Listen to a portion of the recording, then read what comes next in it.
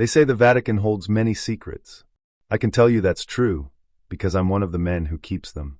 My name is Gerard, 39 years old, a quiet man by nature, and a loyal servant of the church.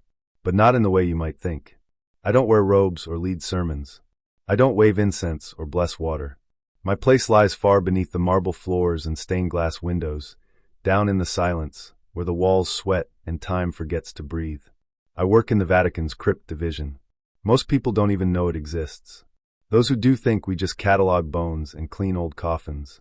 But deep beneath the Sistine Chapel, beyond layers of sealed passageways and iron gates, there are doors not meant to be opened. We are not caretakers of the dead. We are jailers of what death couldn't hold. And there are rules we must never break. I followed them all my career. Until now. There are 7 official rules in the crypt division.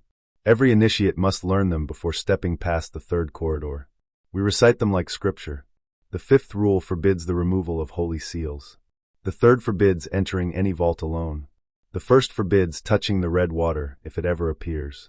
But it's the 4th rule that's whispered, never spoken aloud. Never stand in front of Vault 13 at midnight. No one ever explained why. Some rules you just feel in your bones. That vault had always unsettled me, even as a rookie. Its door was darker than the others, not painted, but aged like the color of dried blood. The handle was rusted shut, and a chain had been welded across it long before I arrived. It never made a sound, never so much as trembled. Until last night. I had just finished logging artifacts from the old Bulgarian exorcism file, bones wrapped in wool, still warm to the touch, when I noticed the lights flickering. Down here, that's not unusual. The bulbs are old, and the electricity doesn't always agree with the atmosphere. But something was off. The air tasted bitter, like burnt hair and stone. Then I heard it. Not a sound exactly. More like a pressure, like something breathing on the back of my neck from inside the wall. The radio on my desk crackled.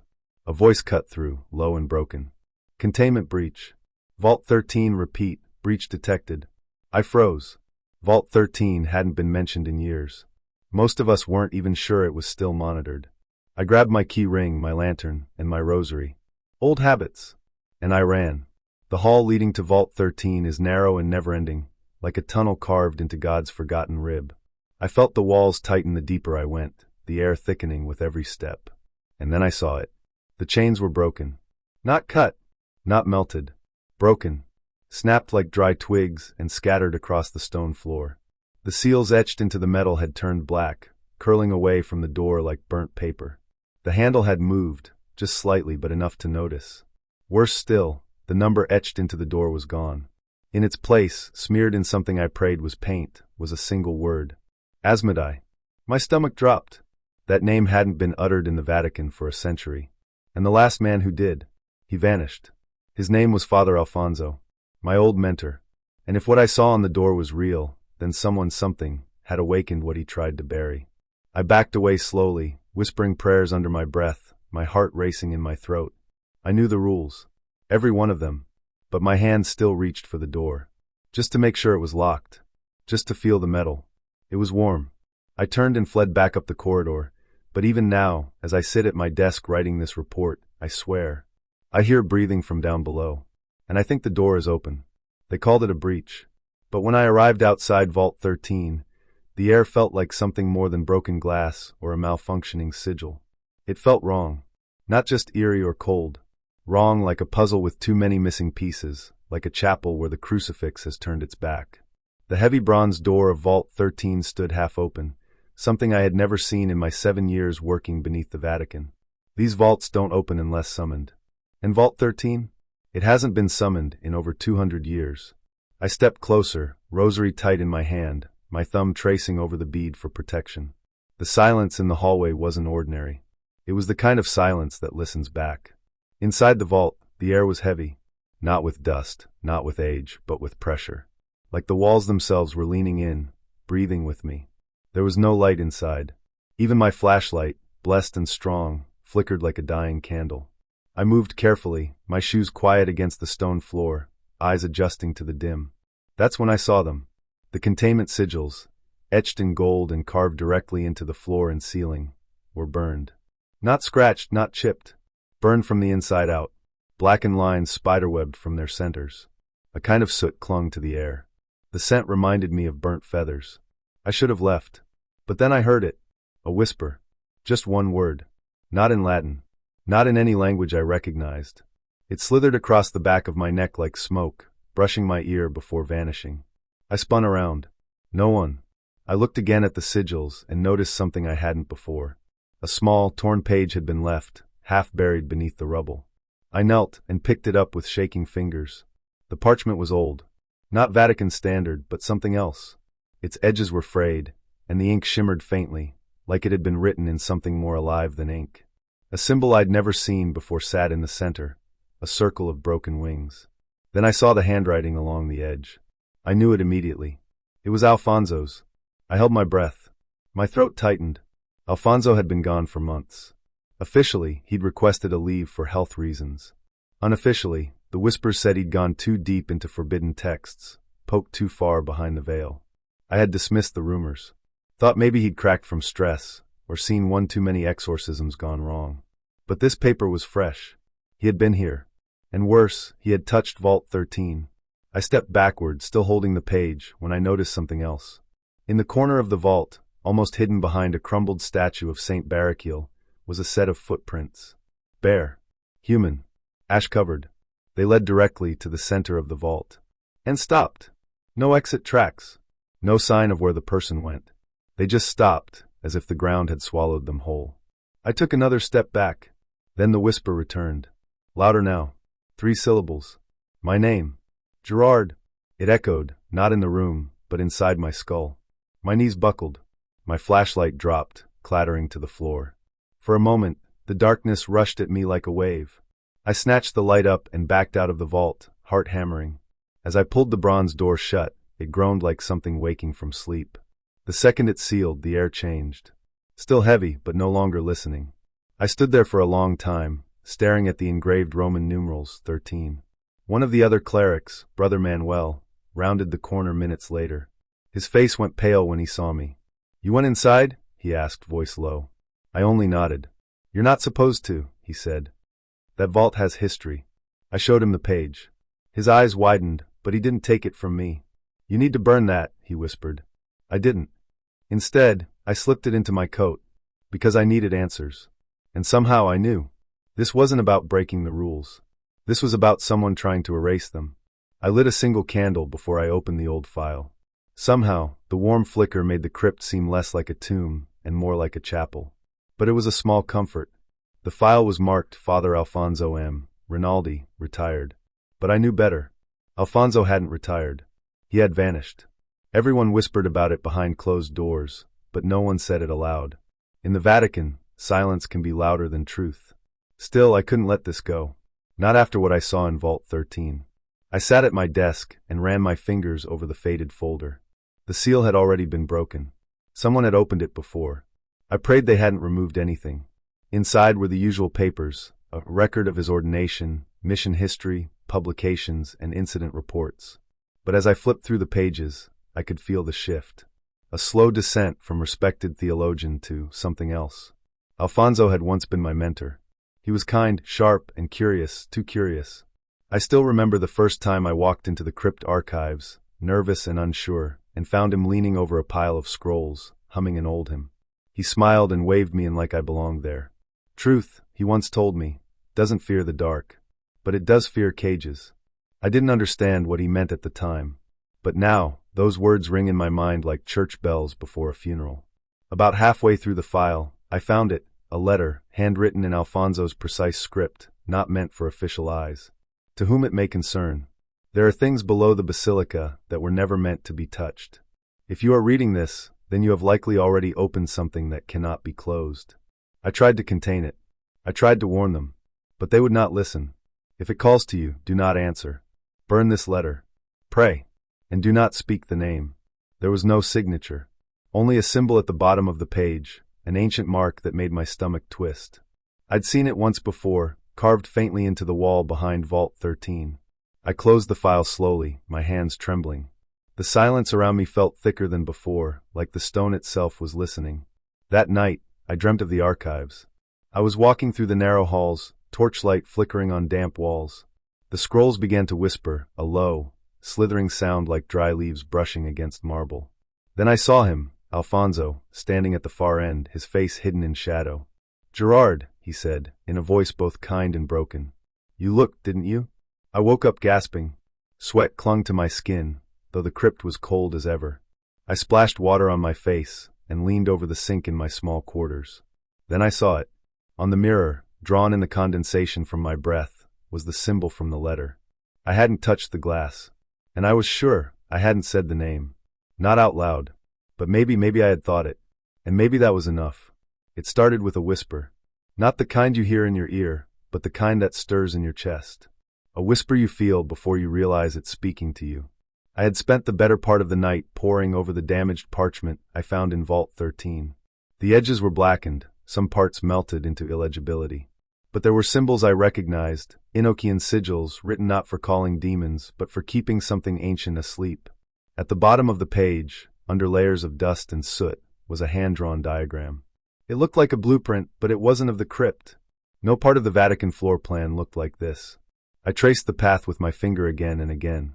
A spiral staircase. A locked chamber. A final symbol drawn in thick red ink. It looked like an eye shut tightly with chains running through it. The whisper pressed deeper into my bones. It was past midnight when I returned to the crypt division alone. The guards didn't stop me, they never did. Once you had clearance to the undercroft, people either respected your job or feared it. Maybe both. I walked past Vault 13, still sealed with emergency glyphs, and headed toward the oldest section of the crypt. The air was colder here. Even the lanterns flickered lower, like they didn't want to be awake either. I stood in front of the old wall from the blueprint. At first glance, it looked ordinary, just another slab of worn marble dulled with time. But when I pressed my palm against the pattern in the drawing, something clicked. Not a metaphorical click, a very real one. A hidden seam appeared in the stone, and with a slow groan, the wall began to shift. It slid open just enough to reveal a narrow passageway, shrouded in darkness. I hesitated. There was something wrong with the air here. It smelled old, but not in the way ancient books or catacombs do. It was older than rot, older than dust. It smelled like the moment before a thunderclap. I stepped inside. The walls were tighter than I expected, forcing me to move sideways for the first few feet. Then, it opened into a circular stone stairwell spiraling downward, far deeper than any other part of the crypt. I don't know how long I walked. The steps seemed endless. Each one felt heavier than the last, as if the air grew thicker with every level I descended. And then I saw it. The chamber. It was carved into the rock itself, no frescoes, no altars, no prayers etched on the wall. Nothing sacred. Just stone. And at the center, a sarcophagus. But it wasn't like anything I'd seen in my years working the division. It wasn't ornate. It wasn't golden or marble. It was black, smooth as glass, but jagged in shape, like it had been broken and reassembled from obsidian shards. Chains wrapped around it. Not symbolic chains, real ones. Iron, thick as my forearm, bolted into the surrounding stone walls. There were no inscriptions. No name. Just silence. It radiated out from the thing like a scream that never reached the air. My ears rang. My skin prickled. My heart began to race with no rhythm. I didn't want to be here. But I couldn't leave. Not yet. I stepped closer and saw something scratched into the floor near the base of the sarcophagus. The lines were fresh, jagged, like someone had carved them with a trembling hand. It was Latin, but fragmented. Lux non fallit. Light does not fail. Or maybe, light does not lie. The whisper came again. Louder now. Not just in my chest. In my head. He opened it. I turned so fast I nearly dropped my lantern. No one was there. Just me. Just the chains. Just the dark. I stepped back toward the stairwell, the whisper still echoing. But before I left, I looked one last time at the sarcophagus. It was breathing. Not in the way lungs do, but in the way oceans do. Rising and falling, just enough to move the chains. Just enough to make me know I wasn't imagining it. Whatever Alfonso had found, it was older than the church. Older than the word. And we had buried it. Deep. Too deep to stay asleep forever. I ran back up the stairs. I didn't stop until the whisper was quiet again. But I knew something now. The rules were not made to protect the church. They were made to protect us, from whatever we chained down there. And Alfonso had just undone all of it. They say silence is holy in the Vatican. That quiet is a sign of peace, of divine presence. But I've learned something else in the crypts. silence can also mean danger. Or worse, permission. After what I saw in Vault 13, I couldn't sleep. My mind kept returning to the scorched symbols, to the cold whisper that slid behind my ears like breath. And Alfonso. Always Alfonso. I knew I shouldn't, but I took the fragmented parchment to my superiors. Father Lucien sat behind his heavy oak desk in a room lined with books that hadn't been touched in years. The air smelled like candle wax and old secrets. He didn't even look up at first when I entered. "Gerard," he said, flipping a page in his leather-bound ledger, "you've been spending more time in Vault 13 than your duties require." "There's something wrong down there, Father," I said, stepping forward. "Someone broke the seal. The containment circle was burned. And this." I handed him the parchment. He took it slowly, like it might bite. "I found it inside. Look closely at the handwriting. It's Alfonso's." His eyes skimmed the page. His expression didn't change, but I saw his knuckles tighten around the edge. He set it down and folded his hands. "You should not have gone into Vault 13 alone." "I had to. I was responding to an alert." "Do you understand what that vault holds?" he interrupted, voice low. "Do you understand why Rule 4 exists?" I hesitated. "Yes, but if Alfonso broke the seal..." "Alfonso is gone. He left the church. He chose a different path. He disappeared." "That's not the same thing." Lucien's voice dropped even lower. "We do not chase ghosts, Gerard. We pray for their souls and move on." I couldn't believe what I was hearing. "You're telling me to ignore it? To pretend nothing happened?" "No," he said, finally standing. He walked over to the tall window, staring out over the stone courtyard below. "I'm telling you that you're off duty until further notice. A period of rest. Reflection. Perhaps confession." My heart sank. "Father, this conversation is over," he said firmly. "Leave the parchment." I turned and walked out, my fists clenched. My boots echoed in the hallway, each step louder than the last. When I passed Brother Emilio in the corridor, he gave me a strange look. Like he knew. Like everyone did. That night, a knock came at my door. It was Brother Nico, the archivist with the shaky hands and ink-stained sleeves. He always smelled like dust and cloves. "They told you to stop looking, didn't they?" he whispered. I didn't answer. He stepped inside, shut the door gently. "They always do. But listen to me, Gerard. The older the vault, the deeper the lie." "What do you mean?" "There are things down there older than Rome," he said, eyes darting toward the corners of the room. "Older than Peter. The church didn't build the crypts. It claimed them." He handed me a worn slip of parchment. On it, a faded sketch. A sarcophagus wrapped in chains, no name, no markings, just a single word written underneath in Latin. "Tacitum." "Silence," I translated. Nico nodded. "They say it's still breathing." Before I could ask more, he slipped out the door and vanished into the shadows of the hallway. I stared at the sketch in my hands, the word echoing in my head. Silence. That's when I realized the truth. In the Vatican, silence isn't the absence of noise. It's a warning. The Vatican at night is different. Not just quieter, but heavier, as if the walls themselves are holding their breath. I moved through the archive wing like a shadow, my flashlight dimmed low. I knew where I was going. Alfonso's study had been sealed days ago, but I still had the old iron key. He gave it to me once, long ago, after a late night of coffee and arguments about demonology. He called it just in case. The door creaked when I pushed it open. Dust floated in the beam of light. The room smelled like old wood, incense, and something wrong. Like dried blood hidden under floorboards. Everything was as he left it. Shelves packed with leather-bound volumes, faded maps pinned to the walls, jars of dried herbs labeled in Latin and Enochian. A crucifix hung upside down above the desk. Not by accident. I stepped inside, closing the door behind me. This room felt forgotten by God. I moved toward the writing desk. It was cluttered, Alfonso's notes, loose parchment, broken rosaries. And there, in the center, lay the journal.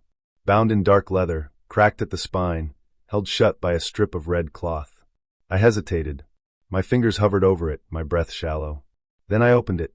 The first page was normal enough. Dates, lists of scriptures, observations. His handwriting was neat, careful.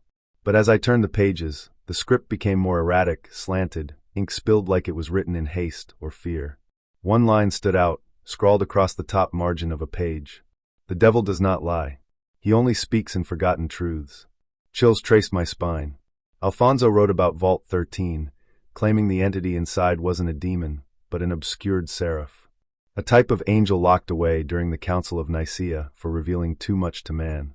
He wrote of visions, winged figures bound in chains, cathedrals built over graves too deep to bless, popes who made pacts for silence.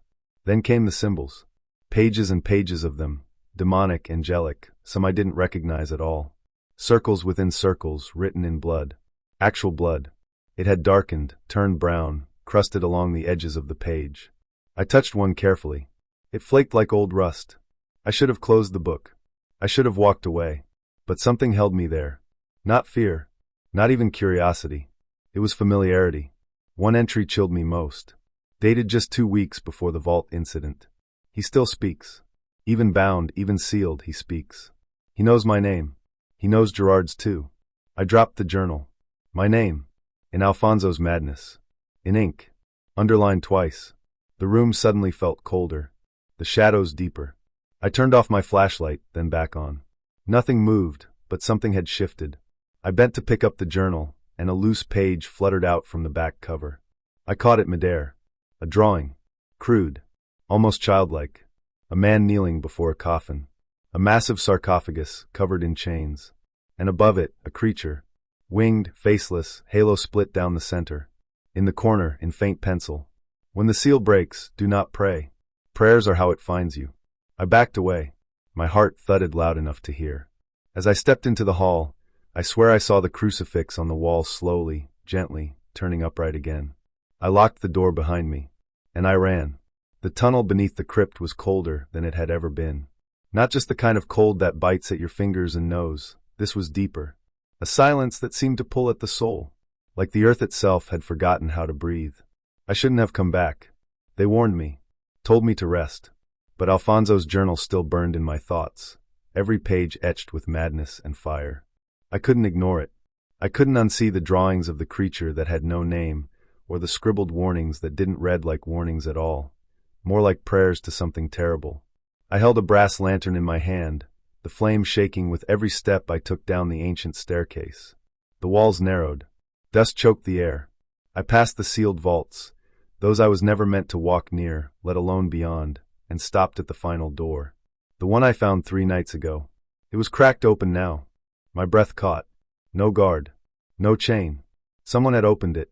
I pushed the heavy slab inward and entered the chamber. The lantern's light stretched across the floor like fingers, reaching toward the massive sarcophagus at the center of the room.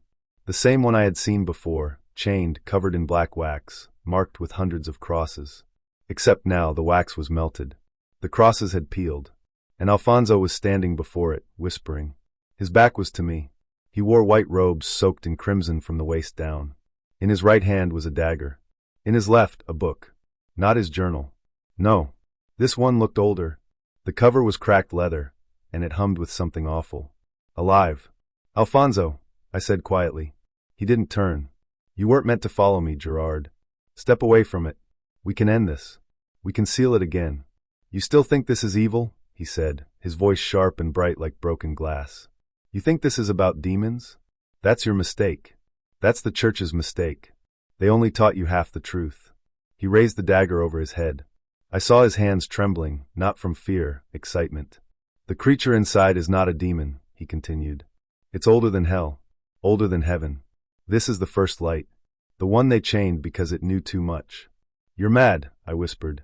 But even as I said it, I could feel something shift in the air. The stone beneath my feet vibrated. Faint, like the purring of something waking up. I've read the lost books, Gerard, Alfonso said.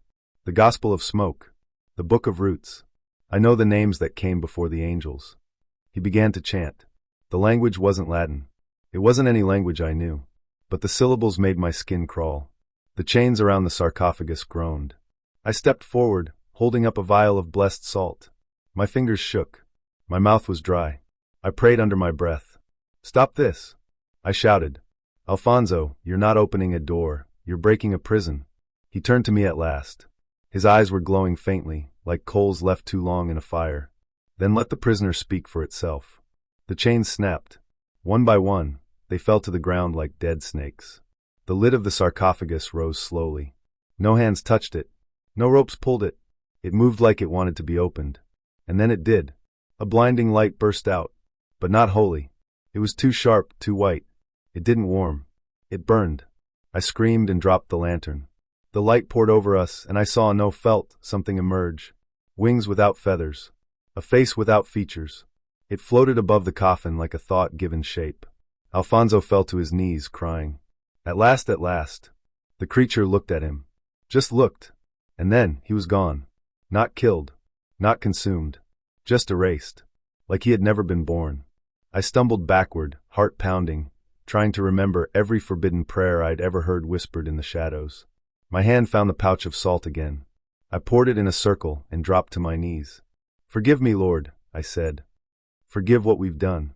The light pulsed. The creature tilted its head. Then it vanished. The sarcophagus slammed shut. And all was quiet, but the silence didn't feel like peace. It felt like watching, like waiting. I got up slowly, every bone aching. Alfonso was gone. The book had turned to ash, and the door behind me was sealed again. Only this time there were no chains. Only the memory, and the voice that still whispered inside my head. You heard me. You know me. Now carry me. I left the chamber, but I didn't feel like myself anymore. Something had changed. Something had been passed on. And deep down I knew. This wasn't over. The first thing I felt was the air. It changed. It grew thick, like honey and ash, filling my lungs in a way that made breathing feel unnatural. Every candle in the crypt guttered, then died, as if something had passed through the room, something that drank light.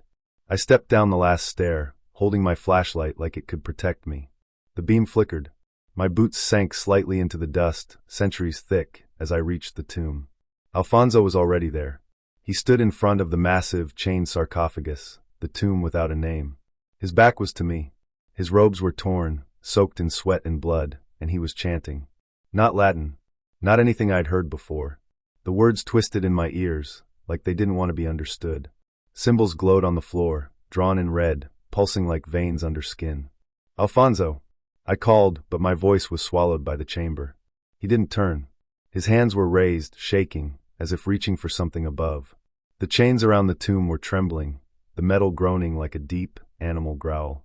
I warned them, he said suddenly, without facing me. They laughed. They burned my letters. But it's not hell that hides down here, Gerard. It's what came before hell. Before any of it. I took a step closer. My flashlight flickered again, and then died. Darkness. Only the glow of the symbols remained, casting an eerie red light across Alfonso's face as he finally turned to look at me. His eyes were wrong. Too wide. Too bright. No whites, just a dull golden shine, like ancient coins buried too long. You don't know what's inside this tomb, do you? He asked, his voice calm. They called it a demon. But it's older than that word. Older than language. I pulled the vial of blessed salt from my coat pocket. My hand shook.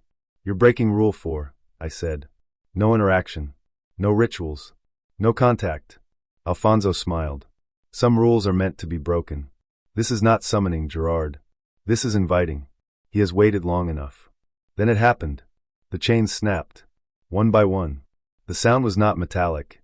It was more like bone cracking under pressure. A wind howled through the crypt, even though we were far below ground. The sarcophagus lid began to rise, not slowly, but like something underneath shoved it off. It landed with a crash that echoed through my bones. I should have run, but I couldn't move. Inside the tomb was a light, but not warm light. It was cold, white fire, swirling in a human shape that didn't quite hold together. Wings, many of them, unfolded from its back, but they shimmered and faded in and out like smoke. No face. Just a void. Like something wearing the memory of a face. Alfonso dropped to his knees, arms open. Come home, he whispered. And the thing stepped out of the tomb. It didn't walk. It glided, without sound, without breath. Its presence pushed into my skull, filled my head with screams that weren't mine. Memories I'd never lived. Sins I never committed. Alfonso looked up at it with tears. Do you forgive me? It leaned down. Its head tilted. Then it touched him. I didn't hear a scream. There was no time for one. He simply came apart. Not torn, not exploded. Just unmade. Like he was never there. Only ash remained. My hand finally moved. I flung the salt, the whole vial, onto the glowing symbols. They sizzled and cracked, a sharp white flash blinding me. I yelled the counterprayer, one I was never meant to speak. The creature turned its head toward me. Even with no face, I felt it watching. The salt burned into the sigils. The light around the being flickered, its form collapsing inward like a dying star. It reached toward me as it faded, whispering something in a language I somehow understood. Chosen, still breathing, not forgotten. Then silence. The sarcophagus was closed again. The chains somehow restored. And I was alone. My legs gave out. I sat in the dirt, shaking, soaked in cold sweat. I could still hear the words echoing inside my skull, like a curse etched behind my eyes. They would say it was stress, maybe gas, maybe hallucination. But I know what I saw. Something was in that tomb. And now it knows my name. I woke to the soft ticking of a wall clock. The ceiling above me was white, too white. Sterile, flat, humming faintly with the buzz of fluorescent light. My eyes stung as I blinked against it. For a moment, I didn't know where I was. My body ached in places I didn't even remember having pain. My tongue felt like it was coated in ash. Then I turned my head. A crucifix hung across from me, a small one. The kind they place in Vatican infirmary rooms. The scent of old incense still lingered in the air, sweet and faintly sour, like something trying to hide a rot. I tried to sit up, but my muscles groaned in protest. A nun stepped into the room as if she'd been waiting just outside the door. She smiled, a small, professional smile, and placed a firm hand on my chest. "Take it slow, Brother Gerard. You had a fall. The doctors said it was likely due to incense inhalation and stress. You've been asleep for 2 days. 2 days. That couldn't be right." I opened my mouth to speak, to ask about the crypts, about Alfonso, about the tomb, but she shushed me gently. "No need to speak. You're safe now." Safe. That word echoed in my head like a lie told too many times. When she left, I tried again to sit up, slower this time. My head throbbed as memories flooded back, chains snapping, screaming stone, Alfonso's outstretched hands, the light that wasn't light. But none of it was mentioned. None of it was recorded. Later that evening, Father Del Rio visited. He was one of the higher curators, a man of great calm and little emotion. He stood at the foot of my bed, hands folded neatly, eyes sharp behind gold-rimmed glasses. "I'm glad to see you awake," he said. "We were worried." I asked him quietly about the tomb, about Vault 13, about Alfonso. His smile didn't fade, but his voice cooled. "There is no Vault 13, Brother Gerard. There never was. And Father Alfonso is on a private retreat. He left last week." "That's not true," I said. My voice trembled. He raised one eyebrow. "Are you questioning official records?" My heart sank. They had erased everything. The sigils, the tomb, the journal, even Alfonso. All gone. Scrubbed from the system like dust from an altar. I knew then what this was, a burial of truth. The church had ways of keeping secrets. And this one, they wanted forgotten. But how do you forget something that still breathes down your neck? That night, I lay in bed staring at the ceiling, unable to sleep. My fingers trembled. My lips mouthed prayers I wasn't sure I believed anymore. I kept hearing faint sounds, scratching behind the walls, a slow creaking in the air vents, the hush of whispered breath when the room was still. I wasn't alone. Something had followed me back. On the second night, the crucifix above the door tilted sideways on its own. By the third night, pages from my pocket Bible had begun disappearing. Always the same passages, Revelation, Ezekiel, and one verse in particular. I saw a star fall from heaven unto the earth. When I reported it, the attending priest patted my shoulder and said, "Delirium. It's common after an episode like yours." But I knew better. The church could erase records. They could silence witnesses. They could burn journals and deny the crypt even existed. But they couldn't touch the truth. And the truth was this. I broke one of the sacred rules. And something ancient saw me do it. Each time I passed a mirror, I noticed something strange.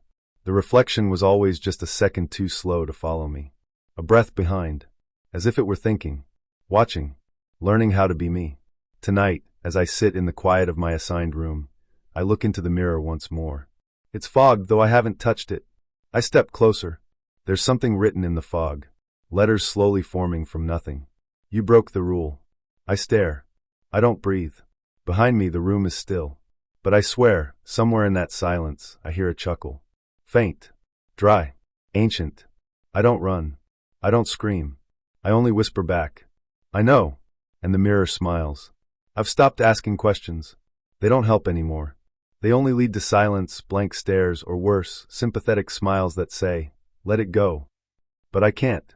Not since that night. The Vatican moved quickly. Too quickly. The sarcophagus, the chains, even the scorch marks on the crypt floor, gone. Cleaned. Sanitized. Like it had never happened. I overheard someone call it a deep cleaning for mold. Mold doesn't grow in Enochian circles. Mold doesn't whisper. They wrote Father Alfonso off as mentally unstable. He's in retreat, they said. Resting in a quiet place. Lies. I saw him vanish into that thing. I saw the way it folded the air around itself. And yet, no one else seems to remember. Or maybe they just don't want to. I've returned to my chamber now. It's small and cold, like every other room beneath the apostolic palace. But tonight, something feels different. It's quiet, but not the peaceful kind. This silence has teeth. I sit at my desk, the candle barely flickering. I haven't slept properly in days. Maybe weeks. I don't know anymore. Every time I close my eyes, I see that light, that thing. It didn't have eyes, but I swear it looked at me. Not just at me, into me. I try to pray, but the words fall out of my mouth like ash. They used to feel warm, like I was being held by something greater. Now they just echo in my throat, unfinished. Then I hear it. A breath. Not mine. I freeze. The candle flickers again, a sudden draft passing through the room. My door is shut. The window locked. I turn slowly toward the mirror above the basin.